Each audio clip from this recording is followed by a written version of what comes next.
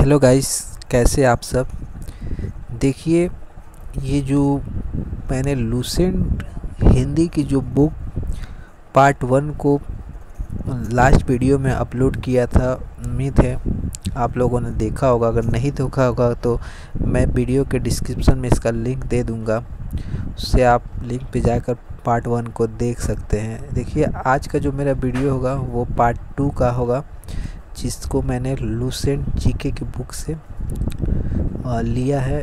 यदि आपके पास ये बुक है तो अभी उसे ओपन कर लीजिए और मेरे साथ जो जो मैं पढ़ाऊँगा आज उसको आप हाईलाइट करते रहिए या A4 साइज पे पेपर पे उसको नोट करते रहिए। बिकॉज़ मैंने देखिए लास्ट टाइम भी बताया था कि जो लूसेंट की जो बुक है वो एवरी कॉम्पिटिटिव एग्ज़ाम्स के लिए बहुत ही हेल्पफुल है।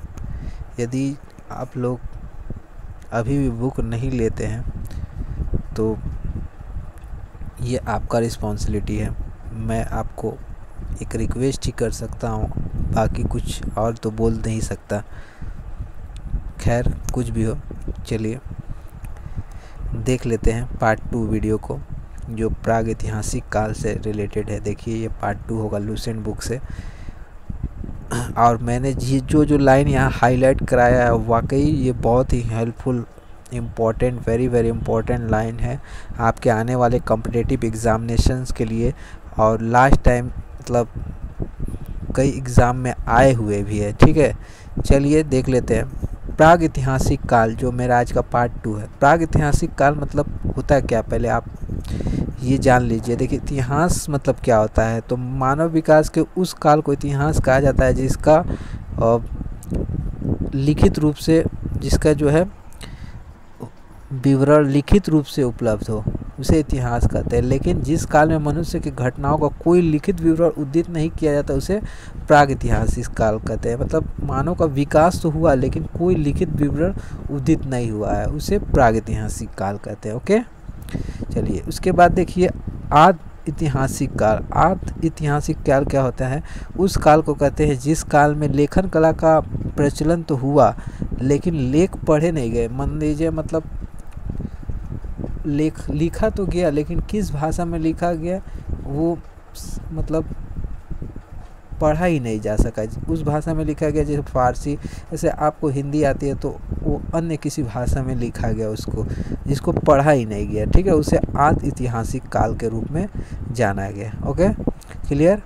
चलिए आगे देखते हैं। ज्ञानी मानव यानी होमो सेपियस, ठीक है, का प्रवेश आज से लगभग 30 से 40 हज़ार वर्ष ईस्वी पूर्व, 1000 वर्ष पूर्व हुआ था। ठीक है, ज्ञानी मानव यानी होमो सेपियस का प्रवेश धरती पे आज से लगभग 30,000 या 40,000 वर्ष पूर्व हुआ। पूर्व पाषाण युग में मनुष्य की जीविका का मुख्य आधार शिकार था।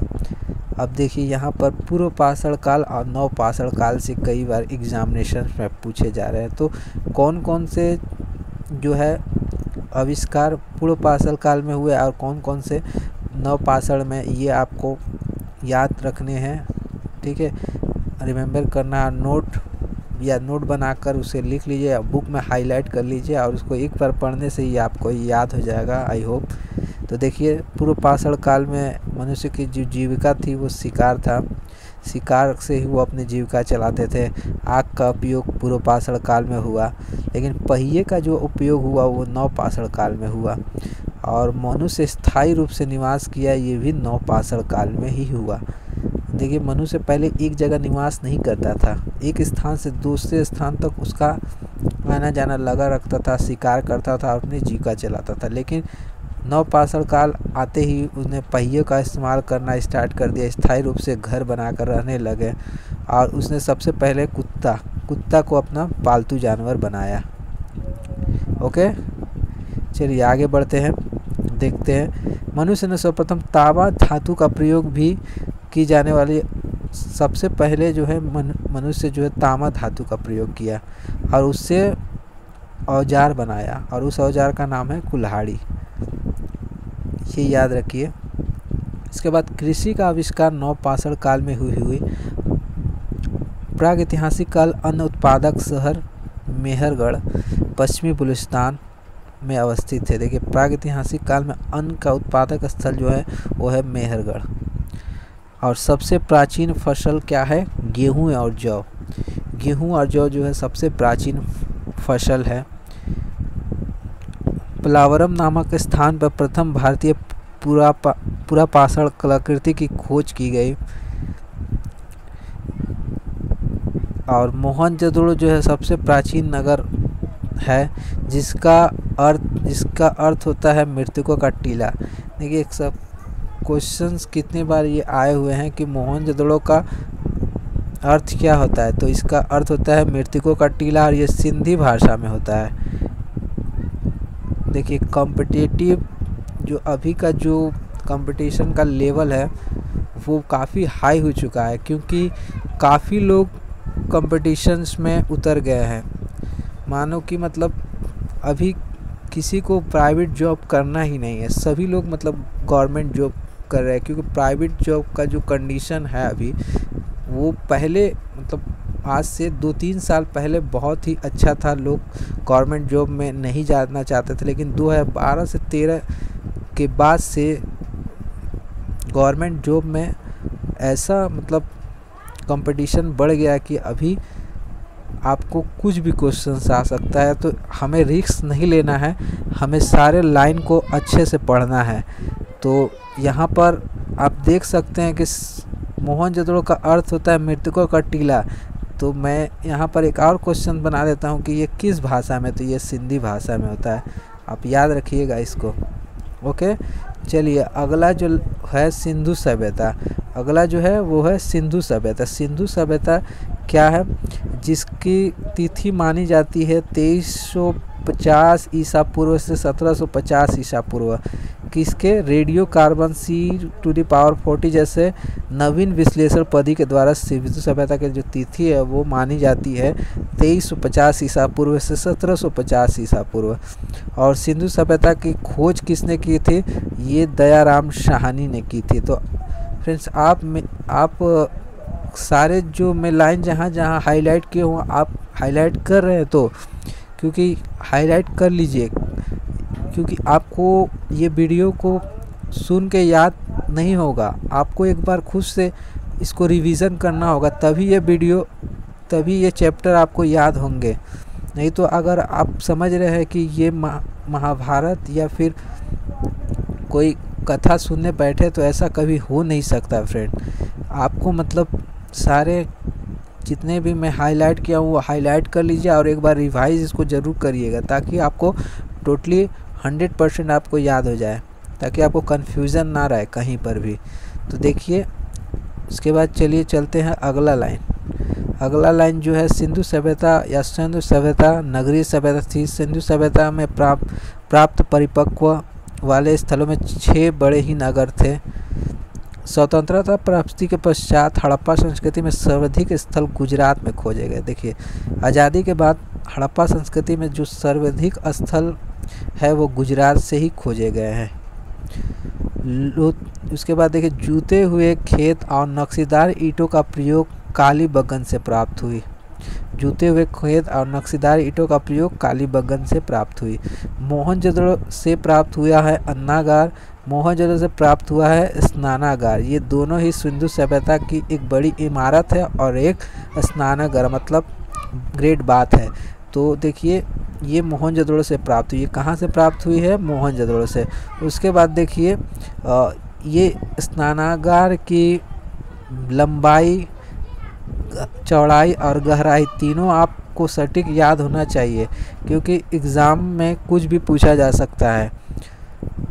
तो इसकी लंबाई कितनी थी? 11.88 मीटर लंबा, 7.0 मीटर चौड़ा एवं 2.40 मीटर गहरा है।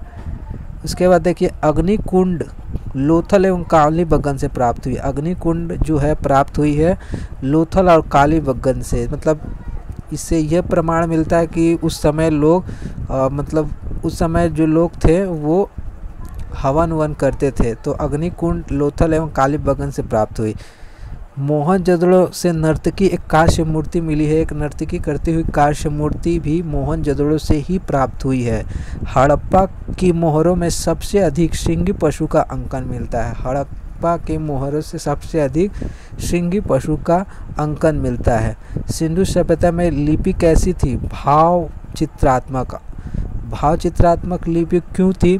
क्योंकि देखिए जो लिपि थी वो लिखी जा रही थी इस प्रकार, कुछ दाई से बाई, और अगला जो अभिलेख अगर एक लाइन और बढ़ जाता था, पंक्ति बढ़ जाता था, तो बाई से दाई फिर लिखी जाती थी, फिर इस तरह दाई से बाई, फिर बाई से दाई, इस तरह करके लिखी जाती थी। तो इस लिपि को, जो सिंधु सभ्यता की जो लिपि थी, इस कारण से इसको भाव चित्रात्मक कहते थे। ओके फ्रेंड्स, उसके बाद देखिए सिंधु सभ्यता के लोगों को नगरों तथा घरों का विन्यास के लिए ग्रिड पद्धति अपनाई गई। उसके जो है घरों तथा नगरों का विन्यास के लिए ग्रिड पद्धति अपनाई गई।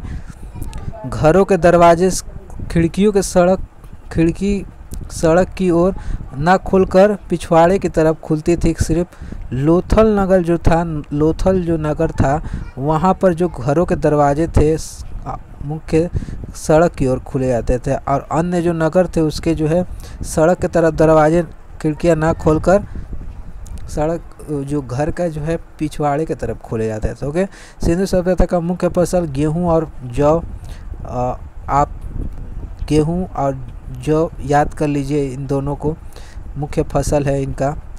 और सिंधुवासी मिठास के लिए शहद का प्रयोग करते हैं, शहद का प्रयोग करते थे उस समय मिठास के लिए लोग। आज आप एक मिठाई दुकान में चले जाइए, आपको बहुत सारे मिठास के लिए मिठाइयाँ उपलब्ध कराए, लेकिन उस समय के लोग जो है मिठास के लिए ओनली शहद का प्रयोग करते थे। ओके, तौल की इकाई संभव 16 के अनुपात में थी। तौल की इकाई कितने के अनुपात में थी? 16 के अनुपात में। सिंधु सभ्यता के लोग यातायात के लिए 2 पहिया और 4 पहिए वाली बैलगाड़ी या भैंसा गाड़ी का उपयोग करते थे। मेलुआ शब्द का अभिप्राय सिंधु शब्द में ही है, जो मेसोपोटामिया अभिलेख में वर्णित है। जो कहाँ वर्णित है? मेसोपोटामिया वर्णित में।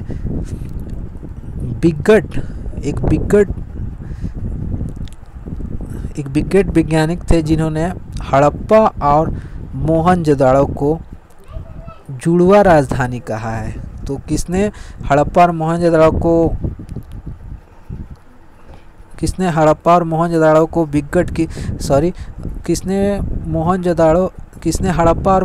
को जुड़वा राजधानी कहा है? तो ये पिगट थे। पिगट ने हड़प्पा और मोहनजोदड़ो को विकसित साम्राज्य की जुड़वा राजधानी कहा है। ओके, स्वास्तिक चिन्ह हड़प्पा सभ्यता की देन है। हड़प्पा सभ्यता की देन क्या है? स्वास्तिक चिन्ह, जिसमें सूर्य की उपासना का अनुपान लगाया जाता है। सिंधु सभ्यता में मंदिर के कोई अवशेष नहीं थे, वहाँ पर लोग स्वास्तिक चिन्ह से सूर्य की उपासना करते थे। मातृ देवी की उपासना सर्वाधिक प्रचलित थी सिंधु सभ्यता में। कुब्बड़ वाली सांड इस सभ्यता के लोग विशेष पूजनीय थी। सिंधुवासी सूती और ऊनी वस्त्र का प्रयोग करते थे। मनोरंजन के लिए मछली पकड़ना, शिकार करना, पशुओं का शिकार करना, आपस में उन्हें लड़ाना, ठीक है, ये तब उनका मनोरंजन था। सिंधु सभ्यता के लोग काले रंग के डिज़ाइन किए हुए लाल मिट्टी के बर्तन बनाए थे। लाल मिट्टी के बर्तन बनाते थे जिसपे काले रंग से डिज़ाइन करते थे। ये सिंधु सभ्यता के लोग करते थे, याद रखिएगा इसको। सिंधु घाटी के लोग तलवार से परिचित नहीं थे। सिंधु घाटी के लोग तलवार से परिचित नहीं थे। कालीबंगन एकमात्र हड़प्पा कालीन स्थल था जिसका निचला शहर सामान्य लोगों के रहने हेतु भी किले का घिरा हुआ है। पर्दा प्रथा, वेश्यावृत्ति सिंधु सभ्यता में प्रचलित थी। शवों को जलाने या गाड़ने यानी दोनों प्रथाएं प्रचलित थी। हड़प्पा में शवों को दफनाए जाते थे, जबकि मोहनजोदड़ो में जलाने की प्रथा थी।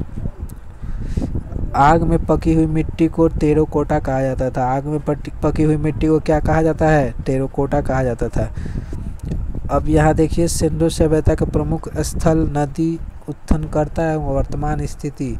तो यहाँ पर आपको सब सारे नहीं पढ़ने हैं, मैं जिस में यहाँ पर हाईलाइट किया हूँ आप भी उसको हाईलाइट कर लीजिए और उतने ही याद कर लीजिए, क्योंकि एग्ज़ाम के माध्यम से यही इम्पोर्टेंट है।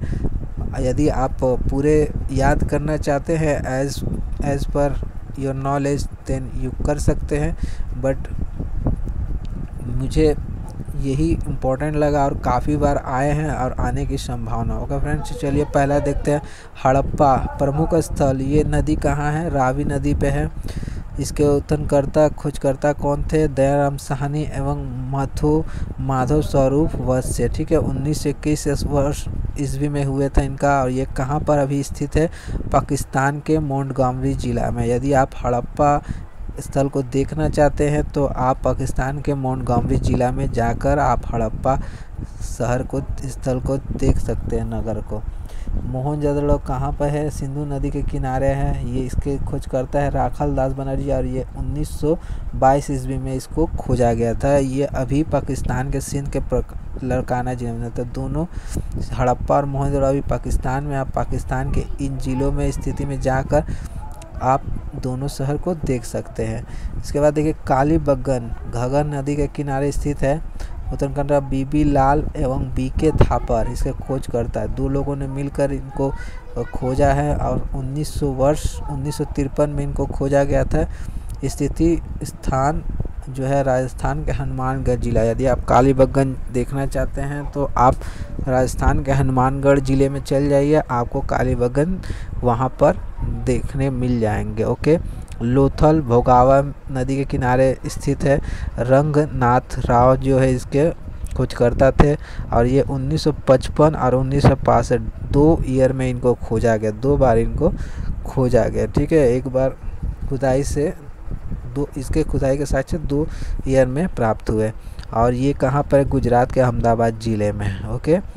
और अंतिम जो है धौलावीरा रविंद्र सिंह बिष्ट है। 1990 से 91 वर्ष में इनको खोजा गया। तो ये गुजरात के कच्छ जिला में है। तो ये थे पार्ट 2 का जो वीडियो मैंने लुसेंट बुक से आप लोगों के लिए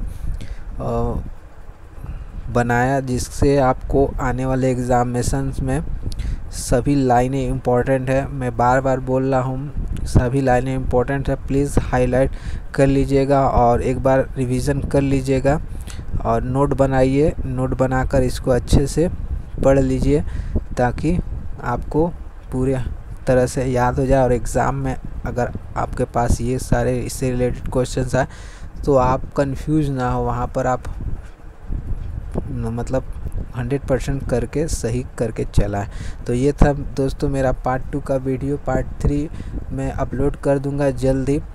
तो प्लीज़ दोस्तों अगर अच्छा लगे तो लाइक करिएगा, शेयर करिएगा अपने फ्रेंड के साथ और सब्सक्राइब करना ना भूलिएगा। और सब्सक्राइब के बाद जो बेल आइकन दिखेगा उसको दबाइए ताकि मेरे वीडियो का नोटिफिकेशन जो है आपको टाइमली मिल जाए।